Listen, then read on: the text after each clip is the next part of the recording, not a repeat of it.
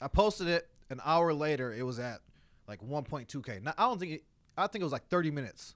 Wow. It got to like 1.2K followers. So then everyone's posting on my video, go live, you got 1K, go live, go live, go live. I think I had like 4,000 comments on there. Go live, go live. Wow. I'm like, wow, these people are really interested in what's going on here in Minneapolis. Yeah.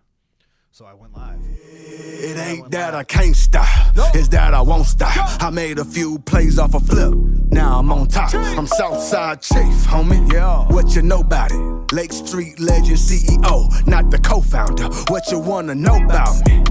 I'm so churched up. I'm the last man standing, but I went first up. Most hated, they don't say it when I roll up. The things that people say about me, they don't say close up.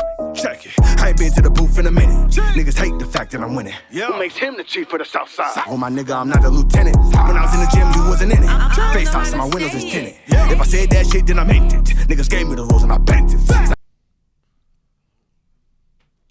don't know what I would do. All right, we're back. Another episode of Minnesota's #1 daily show live on Lake Street. I am your host, Podcast Poppy. Make sure you follow me everywhere at Jake Faircloth1. Follow us everywhere at Live on Lake Street. We got a special guest in the building, ladies and gentlemen, Bryce Williams. Let's go, let's go. So, first of all, welcome. Yeah. So you got a kind of wild story, wild life. I don't know what your life was before, kind of I don't like to call it the riots because I think that puts a negative aspect. Yeah, it puts a negative connotation on the what protests. Protests. Yeah. Or uprising, or whatever you want to call it. But you were pretty heavily involved in all that, and a lot of the content that you created was the content that the masses saw. Absolutely. No, the world. Yeah. So, sure. So I think your story is important for one. I mean, I know we're pretty well removed from that time, but it's still something that's very prominent. Like we still talk about, especially here in Minneapolis. Yep. It still gets talked about a lot. It's still an important story. So can we just start?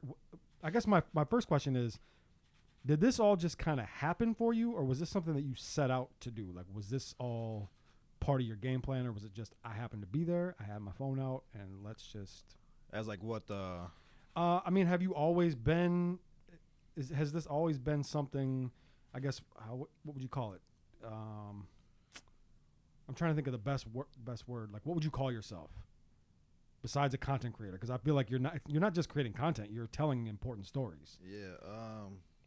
I don't know. I feel like my whole life I feel like I was always someone important, someone in front of cameras. Yeah. Someone that's like, I'm me. Yeah. When people ask me like who I am, yeah. I'm just me. Yep. And it gets filmed. Yeah. Okay. And I do. My whole life I've been crazy, wild, adventurous. Okay. I've always been one to help people. Yep. And this cause really gave me a motive and a momentum to figure out like who I am as a person. Especially I'm mixed, so I'm white and black. So I see it on both sides of the spectrum. Yeah. From white side of the family. I mean, do you though? I see me. I'm very neutral. Like me, I'm intellectually thinking wise. Like, okay, here goes one side of the story. Here goes another side of the story. Now where am I? Where do I fit in? I see both sides of the story. But at the same time, I have my line of where I stand and stuff like that. But I guess what I mean, I should be more specific when I say, when you get pulled over by the police.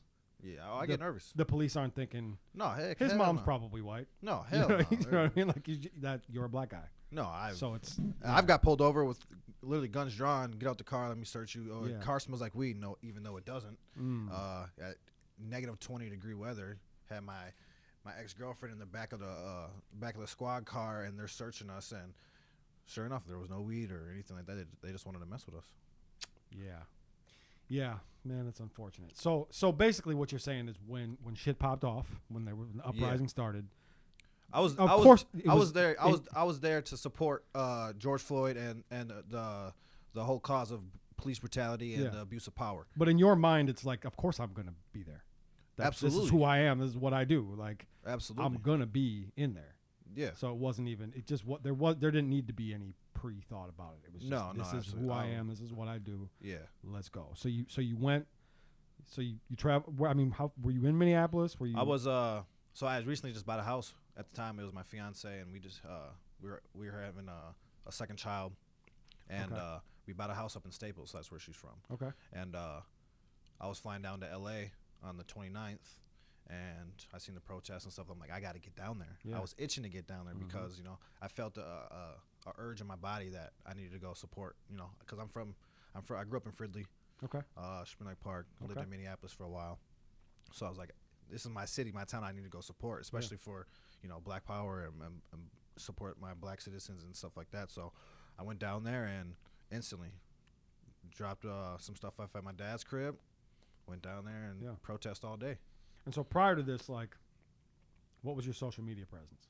I feel like I only feel it was normal. It was average. Just it you're was average. Just a guy. I was a guy who made funny, crazy. I'm the goofy guy, so Yeah. I make goofy videos Yeah. and make people laugh and comedy and stuff like that. But it wasn't booming or nothing like that. So you weren't like creating. You weren't like a crazy. No, content I wasn't creator set out on. here. Okay, this is what we're doing here Yeah. and this and that. No, not at all. But then once you went down there and you started pulling your camera, like how did it start? You were just taking footage with your camera. Yeah, I with was your just phone? yeah, and because posting? at the time, big TikTok just got big or whatever. So It was major at that time because everybody was stuck in the damn house. yeah, exactly. Yeah. And I don't know.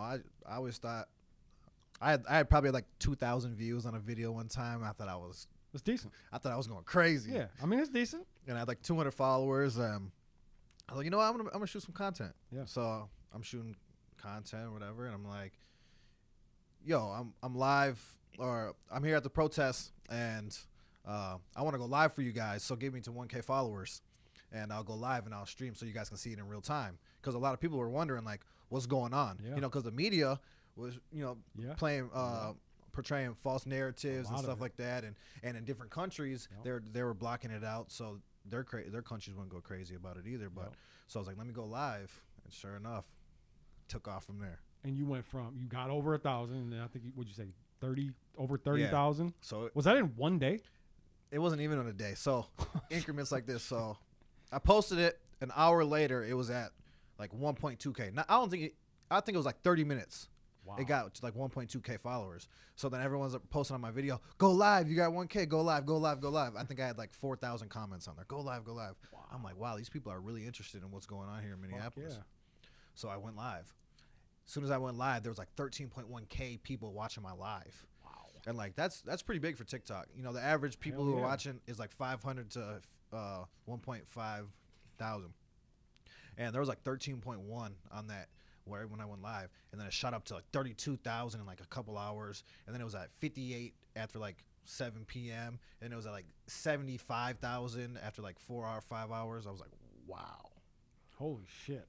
Once that, I was like, okay, so it's not just Minneapolis who's like taking notice into this thing. It's like starting to become the whole nation. Oh yeah. People from Houston tuning in, people from L.A., people from Florida, Texas, people from across the country started tuning in too. And I'm like, wow. And that's when I shot up to 138,000, 140. So right now I'm at 141,000.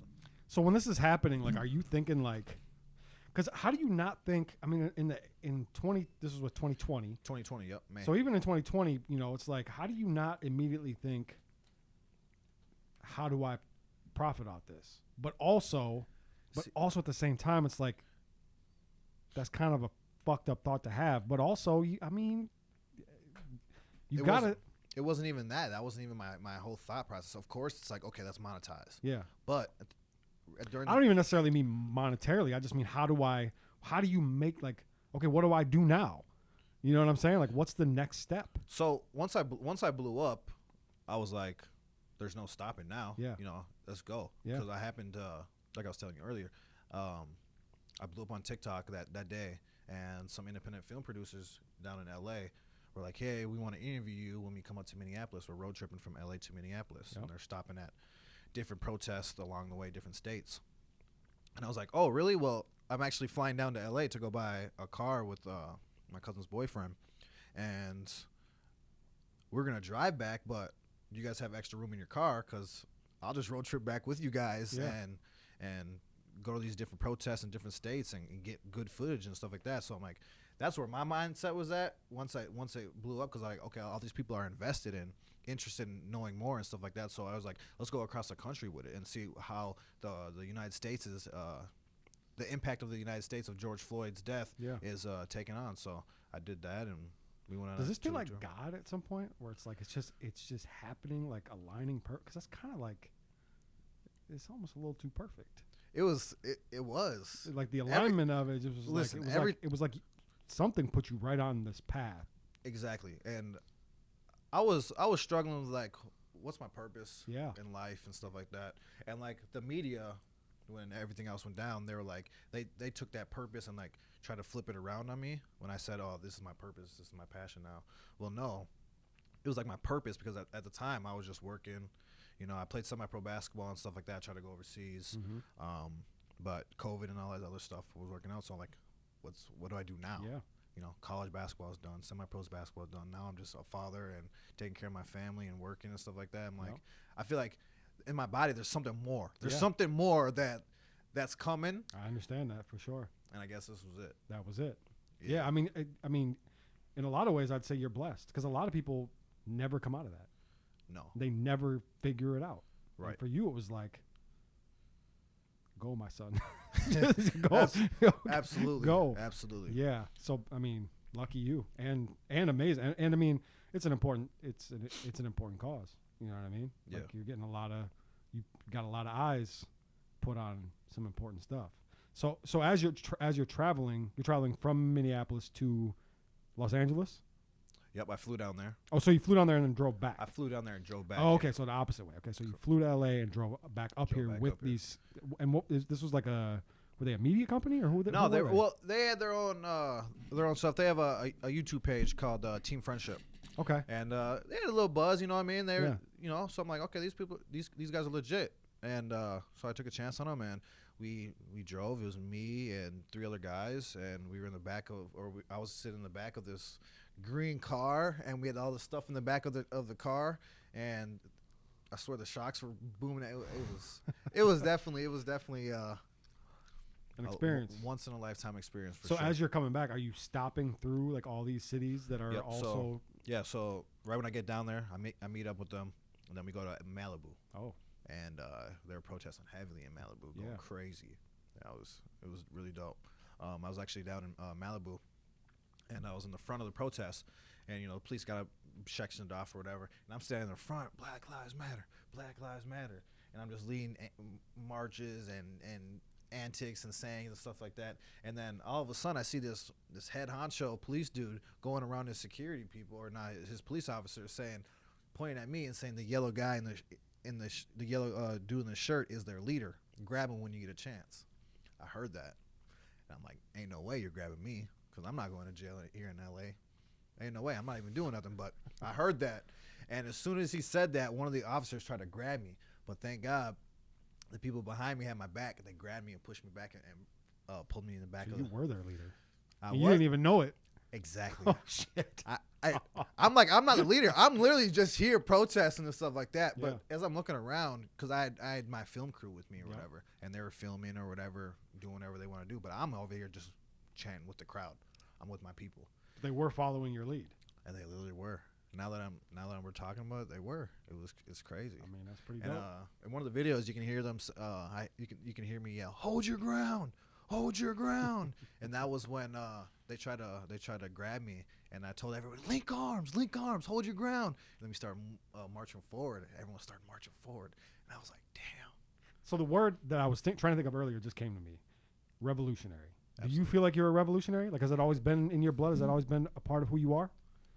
Because these things are very I mean, what you're doing is It is. It's definitely the work of a revolution. You're standing front line, face to face with police that have firearms. I assume, and you're not standing there with a firearm drawn on them. Right. It's definitely revolutionary. It's definitely Putting yourself in harm's way. Yeah, absolutely. I was on the front of the lines in many states doing many things. Tear gas, maced. Yeah. Hit with the rubber bullets. Yep. Yeah, it was. I would say revolutionary definitely, because it's what I did. Honestly, what we did is it's unexplainable. Yeah. It's a once in a lifetime opportunity. Had a major impact on the world. Yeah. Let's say the country. I mean, probably the world. The but country for sure. The world for sure too, Yeah. because like now, like I guess in like France or something like that, they're going through one of the same issues. But the world definitely took notice of it and had our backs. Were you in Atlanta when they? What did they? I was not in Atlanta. Do you remember that though? Yeah. What was that? Was it CNN? Yeah, when They broke into CNN building, didn't yep, they? Yeah. yep. That was crazy. Yeah, they did. They did a bunch of crazy stuff. That was the moment where I really thought, like, this might be the apocalypse. I'm sitting here watching CNN be infiltrated on CNN. Yeah, I'm watching a CNN on my TV while Watching CNN that- is being infiltrated. I'm like, oh my God, this is crazy. Like they broke the glass out. There was people just running through there like it was. I would say it was complete anarchy. I literally felt like the Purge, May Yeah. 28th. Like once the police station went up in flames. Yep. I went to Uptown, and it was pitch black from the 3rd precinct all the way to Uptown. Pitch black. No street lights. No stoplights. No, nothing was on. People were driving on different sides of the road. People were driving on grass. Yeah. People were breaking into places, buildings, taking stuff. It was crazy. People were fighting. I'm like, what is going on? Honestly, if it wanted to be, it was literally the Purge. Yeah, I mean, it looked like the Literally. Purge. Yeah, it really did look like, and that was the first moment where I was like, oh, we might be in a lot of trouble. Absolutely. Once I seen a white guy with a mask walking out of Wells Fargo with a big ass duffel bag full of money, Lord. I knew, wow, this is crazy. Yeah. Yeah, it was really crazy. I mean, I remember the whole city of Brooklyn Center and Brooklyn Park pretty much shut down. Yeah. Like my bank is in Brooklyn Center. I went there and they had all the windows and doors boarded up. I'm like, Was that during George Floyd or Dante Yeah. Wright? Oh, good point. That might have been Dante Wright. Hey, you wanna know something's crazy? I used to mentor Dante Wright. Really? Yes, when he was 15, 16. Yeah, he was at a facility called Bar None. Oh yeah, I know Bar. And Wait, what? We might have to talk out the mic because I know some shit about Bar None. I was a counselor at Bar None from 17 to 2018. Yeah, and Dante Wright was there. So that whole event touched me as well. You know a dude named Chase? Yeah, Chase, you look like Chase. That's my guy. I know Chase. Yeah, That's crazy. I worked with Chase. Yeah, Full circle. we worked together at MSU. For sure. So did Chase work with Dante as well? Chase. Well, Dante was in the other unit, Okay. but but it was right across the hall, and I would always go play basketball with him. Y'all and went in stuff like opposite that. directions, by the way.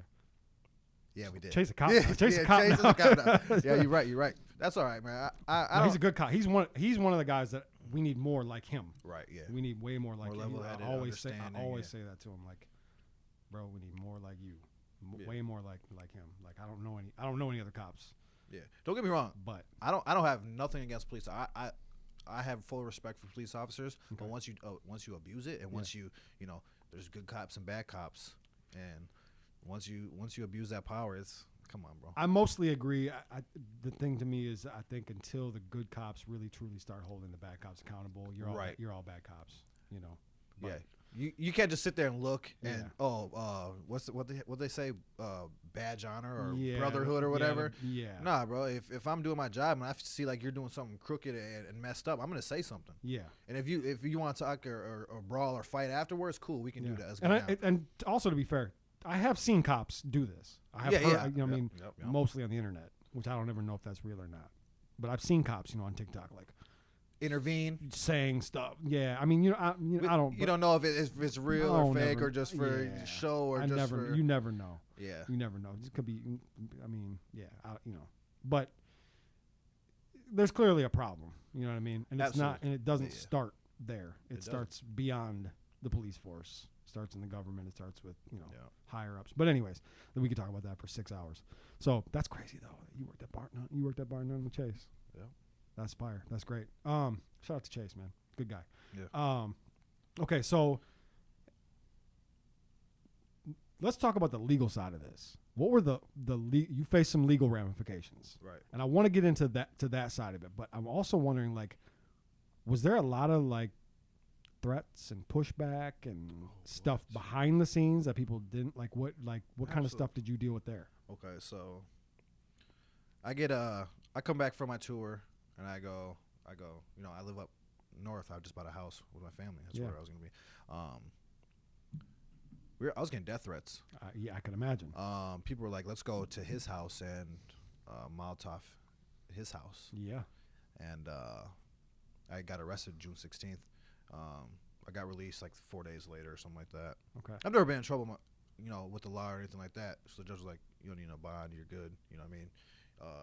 I pled not guilty, obviously, and they're like, okay, well, we're gonna set your trial date for whenever. Yep. Okay, so I got out. I go back home. I have to stay home. I have to, like, I'm House arrest or? No, I wasn't on house arrest. I was just on I was on curfew calls, so I had to be in the house at 10 p.m. and I couldn't leave until 6 a.m. and they called me 2 times randomly throughout the night. It could be at 10:01 and it could be at 10:20. It could be at 10:02 and it could be at 5:55. I have to answer those calls within 5 minutes, or else police come and arrest me. Your girl or your wife probably love that, huh? No. No, she didn't. She was. No. She did because I was home. Yeah, obviously. yeah. Yeah. Obviously. She didn't have to give you the curfew. Right. Yeah. But the calls were annoying. She was pregnant. She's irritated and stuff Yeah. like that because we were expecting our son. But yeah, that's what happened. And there's screenshots on Facebook like these brothers or something like that up north. Oh, let's go burn him down. Let's go find him and shoot him one in the head. If I ever see him, I'm gonna kill him. People in my inbox, they're all just going crazy. But me, I turn off all my notifications. Yep. At this point, I'm just focused on my family and trying to get through this because, this is serious stuff. Yeah. Were you scared or no? Not really. I wasn't scared. Yeah. But I just knew I couldn't carry a gun, so all the guns had to go. And so I slept with a knife and hammer and any other tool that I could grab to mess somebody up if someone tried to come in. You were ready. Yeah, I have my family in there. I'm going to do whatever it takes. It's been my experience that people that really are about that generally don't make threats on the internet. Right. They usually just go do it. They just go do it. Yeah. Because why would you make a threat and then go do it? Okay, now you got a track record. Exactly. You kind of incriminated yourself. Yeah. I mean, there are crazy people out there that will. So I wasn't really scared, but I was prepared. Still had to be prepared. Yep. You got to. So you were arrested on June 16th. Yep. And then you did what? Just a couple of days. Yep. I was at Sherburne County. Okay. Federal jail. Yeah. Ugh. Sherburne County, disgusting. I ate rice cereal in the morning and threw up every morning because the food was like old and moldy. And yeah, it was pretty bad. I'm like, dang, I didn't know how long I was gonna be in there. You know what I mean? I didn't know how long I was gonna be there. I didn't expect to get out in 4 days, so I'm just preparing. Like, okay, well, I'm looking around this concrete wall cell. I'm like, all right, Gotta get used to it. Yep. So what was the charge? The charge was, I got indicted for conspiracy to commit arson. Okay. And this was from the This is third from precinct the third precinct burning down. Okay. Because they only charged 4 people. Yeah, that's crazy. Insane, right? So they pick you up on that. What was the reasoning for you? Why were you one of the 4 chosen? Okay, so I had an alcohol bottle. The liquor store was right across the street from the police station. Yeah. And I had an alcohol bottle. I'm drinking. Everyone's drinking. I'm having a good time. You know what I mean? I'm drinking and I have an alcohol bottle and I'm right in front. I'm getting video content right in the front of the lines. And I have an alcohol bottle and these 2 guys come up to me and say, hey, can we make a Molotov out of that? I said, Molotov? Ain't no way you're going to make a Molotov out of this. I had like spec a bottle. I was like, I play Call of Duty. I'm like, ain't no way there's going to be a Molotov being made out of this. So sure enough, I was like, yeah. So I hold it out and they get to putting the cloth in and doing that. And I'm holding the bottle. I'm like, hey, like this is real. Yeah. So then I stand up and I wave it up to the crowd. The crowd goes crazy. They're like, burn it down. Burn it down. At this, I'm like, at this point, you got peer pressure. Yeah. At this point, I'm like, I should hand it off to someone and get the hell up out of here because it's not me. It's not my character to go do this crazy ass shit. But precinct is empty at this point, though, right? Yeah, it was. It was empty at the point that they had just left, and like 10 people went into the front doors. I'm like, come on. So I ran up to the front door and I hold my hand up. I didn't go in there. I hold my hand in there. And they try to light it or whatever, and then I just handed it off. Pass the baton. Got up out of there, and then I came back to film and stuff later. But then how I got caught was, there was a police camera footage up there. They were trying to damage it, throwing rocks at it, stuff like that. It was partially damaged or whatever, but you could still tell what people were wearing and stuff like that. I was completely covered. People couldn't see my face or nothing like that. They actually FBI had me labeled as the covered man because they're trying to figure out who I was. But my social media had blew up, and my clothing was consistent with the video footage on police cam. Yeah. And a girl I actually went to college with, she had reported that. She told on you? Told him he snitched. She probably doesn't think I know, but I know. She snitched. She got that little $5,000 reward or whatever. But yeah, bro. Then that's how they led to figuring out that was me in the cameras, and then they went on a 2-week hunt for me. But I was on tour with these film producers across the country. Timing. So they got me when I came back.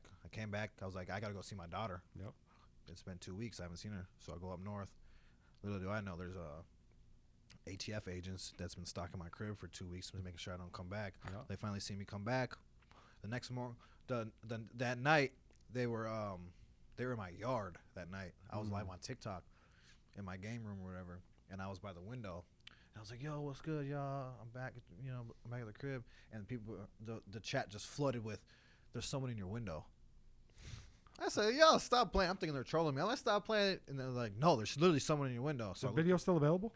No, that video got deleted. I wish I tried to go back and see, but I didn't have it. But yeah, they I look, I'm like, man, there ain't nobody here, man. Y'all tripping. So the very next morning, my baby mom, she was making us breakfast. I took Kinley to the park. That's what I did every morning. It was like 7:30 in the morning. We had a park 2 blocks down, and I'm pushing her on the swing, and there's this man in this truck like 100 feet away, just staring at me, pushing her on the swing. I'm like, okay, it's a small town of like 3,000. I mean, I bring her to the park every morning. There's nobody up this early, especially there's no man in a truck watching me push my daughter in a swing in the morning. So I thought that was a little odd. So I'm getting sketched. I'm like, okay, maybe this dude like knows who I am. I just got back. You know what I mean? Like, people are already fed up that I was like protesting and doing all that stuff. So I'm thinking, okay, maybe he's here to kidnap my child, kill me, do whatever. I didn't know what was going on. As soon as I stare at him, he takes off. That was the first red flag. I'm like, oh hell no. I'm like, okay. So I go bring her on the slide. She goes on the slide. Once he leaves, another truck and a dude comes the opposite direction. So like, he's this way. This guy comes this way, stops in the middle of the road, looks at me. I said, oh no, they're onto something. This ain't right. You know what I mean? So now I got my guard up because I'm with my daughter. So now I'm like, okay, I either got to run, either got to fight for our lives. I got to protect you at all costs. So I pick her up, try to put her in her car seat. She's like, no, Daddy, carry me. She's 2 years old. She could sense something was wrong as well because of how I was like acting and looking and stuff. But she's like, no. So I picked her up. I'm walking in the stroller. We're about a block away from my crib. All of a sudden, those 2 trucks come flying at me, full speed, straight at me. I'm like, oh, hell no. So this time, I'm getting ready now. Like, okay, what am I do? All of a sudden, like 16 police officers, sheriffs, dude in a suit, people, ATF agents with their guns drawn. Get on the ground. You Bryce, get on the ground. My daughter's screaming. Yeah, bro. It was That's traumatic for a child, man. Yeah, I was actually at the park today, right? Yeah. It's crazy. My daughter was 2. I was at the park today. We were walking. She's like, Dad, I want to go back home. I said, why? She said, because I don't want them to come get us again. I said, baby, we're not. I said, Daddy's not in trouble no more. We're good. She said, okay. That happened literally an hour before this interview. So she's 5 now. And she's still holding on to that. Yeah. Bro. Yeah. See, that to me is just another thing that, like, you gotta.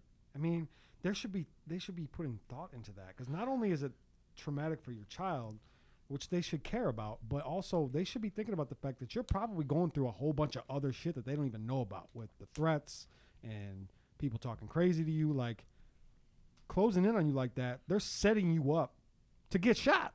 Yeah. Because you don't know they're police. I don't. So if you might try to fight or turn and They're run. not in uniform. I'm thinking these are just some crazy old men coming to hurt me and my daughter. I'm like, what? So I reached my pocket and got my phone. Yep. Wrong thing to do. Yeah. Just didn't even think, because I don't think they're police or nothing. I don't know what's going on. I reached my phone and call Taylor like, hey, but as soon as I do that, some dude manhandles the shit out of me. Yeah, and I think they do that shit on purpose, because they are essentially setting you up. Yeah. To get shot or get hurt or whatever, because it's like they know that you're getting it from all angles. They said, oh, we didn't want you to run away. Dude, are you fucking crazy? You think I'm going to run away with my 2-year-old daughter right here? I'm not finna leave my daughter and run away from me. I don't even know what you guys are here for, because at this time I don't know what's going on. You know what I mean? If you're a police, I don't know what I'm getting arrested for. You know what I mean? Because the warrant was sealed. And you've been gone. And I've been out of the state, so I don't know what you arrested me for. I got arrested, and they're like, ATF set me down. They're like, yeah, we deal with alcohol, tobacco, firearms. I'm like, okay. At first, I'm thinking, okay, shit, I'm getting caught for selling drugs or something. You know what I mean? I'm thinking, dang. Were you selling drugs? I don't know. Anyways, I'm like, okay. I'm like, dang. And then they're like, yeah, sometimes we deal with arson cases. I said, oh. Clicked right there. All of a sudden, they started showing me my TikTok videos of me being down there and stuff. Is this your page? Is this you? Is this that?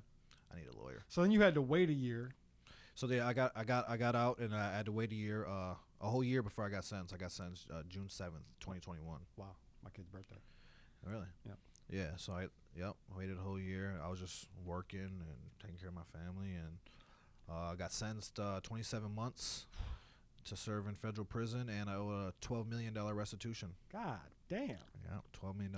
That's the whole precinct. They valued the whole precinct 27 or 12 million. Yeah. So between the four of us, we got to pay $12 million.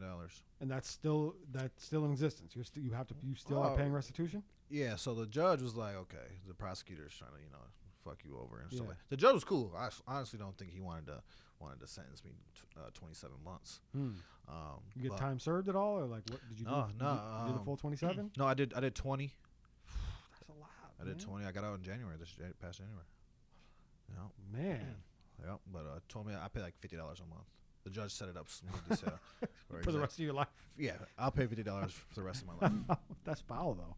It is. So they took a year and a half of your life, and they're taking $50 a month from your paycheck, or no, I just direct deposit or whatever. Okay. If I miss a payment, then they come in to garnish wages and taking assets and all that other stuff. But nah, that's crazy. So what was? I mean, how was federal prison? Obviously, it's not. I mean, I don't. Well, Sandstone. It's a wild question. I went to Sandstone, and it was a low prison. Yeah. So wasn't too crazy. No, it was pretty chill. Nothing I couldn't handle. The people that came from like super maxes and mediums and maxes and stuff, they worked their way down their prison sentence to get to lows. Yep. At that time, people are just there to serve their sentence and get the fuck home. So not a lot of danger. No, I mean there was a couple stabbings, fights, and stuff like that. But other than that, I mean, you see that shit every day here. And that's a fact. You know what I mean? Yeah. You see people getting shot or gunshots or whatever. So I mean, it was cool. It's really just life. You know, the walls. Federal prison, bro. It's very segregated. Yeah. And it's still like, oh, you're with the whites, you're with the blacks. When I first went in, I looked Mexican, so they put me in with the Mexicans. My bunk was with the Mexicans, and then they started speaking Spanish to me. I'm like, yo, I'm black and white. I don't know what's going on. Yeah. So I went over there with the blacks, and they took care of me. When you go into prison, they ask you, your paperwork. Are you good? Are you hot? Yep. Hot means are you a snitch? Right. And stuff like that. What you here for? Yep. Blah blah blah. Yep. Once I told them what I'm here for, they were like, "What? That's you? Like we heard about you. We seen you on the news.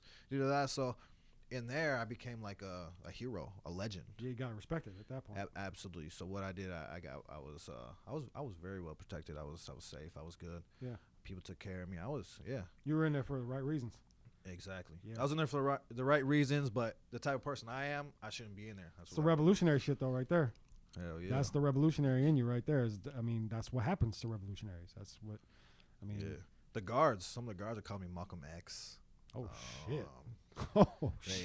They know who I was. They followed, like, I guess they followed me on TikTok. I don't know. They were like kind of like fans or some shit. Yeah. Some weird shit. I mean, that's dope. I mean, you couldn't, nobody wants to go to prison, but if you got to go to prison, sounds like you had the better end of the circumstances. Yeah, it was cool. I trooped it out. I got my culinary degree in that bitch. Oh shit. Yeah, I ate good. So I was in the officer's kitchen, 5:30 to 12. I'm in that bitch making omelets, bacon omelets in the morning, eating whatever I want, fresh baked goods, all type of stuff. So I made sure I did my time right. Yeah, for sure. Sounds like it.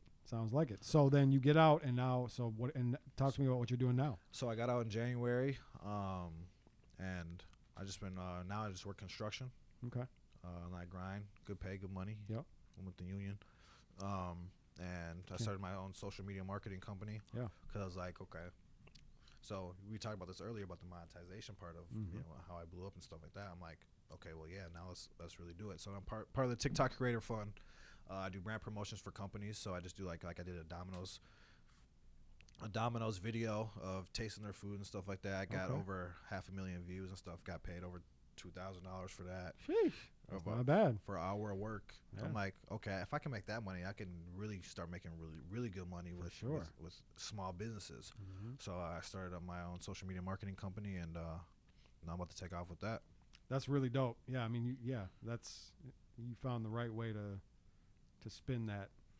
And so turn it into something, because a lot of people will continue down that same avenue or niche that they're in, and then it starts to become almost like redundant, and also like you're using the movement for profit for yourself. It sort of starts to get it can get gross. Yeah, it can get ugly. I mean, there are ways to do it, but it's like you found a way to spin it into something. Yeah, and also with all the shit that you've been through because of all of the content that you create that kind of started this, it sounds like it's better for you to get away from that. Because it landed you in jail. It landed your daughter in danger, potentially your family. I don't want to be just labeled as, oh, you're the guy that set the police station on fire. For sure. You know what I mean? And I get that a lot. Like, oh, that's just all I'm known for? No, that's not all I'm known for. I'm gonna call you the guy that handed the guy the bottle that. Exactly. I'm like, yeah. Get the narrative straight. You know what I mean? I didn't go in there and just start fires and stuff like that. Yeah, I played a little minor part in it, but I wasn't like in there. That bitch need to be burnt up anyway. I believe so too. And they know it too. That's why I ain't rebuilding it. No, it's still sitting over there down the street, looking like a monument. Yeah, of a day that we'll all remember. You know what's crazy to me? That they had 32,000 untested rape kits in the 3rd precinct did 32,000 untested rape kits. Untested. So basically, they just pushed them rape victims aside and said, yeah. 32,000. 32,000. This is a fact. Yeah, it was. You didn't hear about that? No. Yeah, it was like on the news. It was all over like media. It was bro. Swear it was like 32,000. Yeah. If I'm correct. That is crazy. Don't quote me on it, but I'll look it up. Yeah. After we wrap here, but that is. Yeah, so it was like 30. It was like crazy amount of untested rape kits and stuff like that. 32 and like I enough. think they were. Yeah, that precinct had a lot going on. I know some Minneapolis police officers that said like 3rd precinct was kind of a little sketchy, a little shady. I'm not surprised. So I'm like, okay. I'm not surprised. I'm like, God did his work. Man, so okay, well we got to wrap, but what a dope conversation, man. Yeah, man. I'm really glad we could do this. I think, like I said, your story's important. You really put yourself on the front line. Yeah. Almost got killed for it. Almost, you lost some of your freedom for it. You put your family. Your family got put through the ringer for you doing what I would say is the right thing.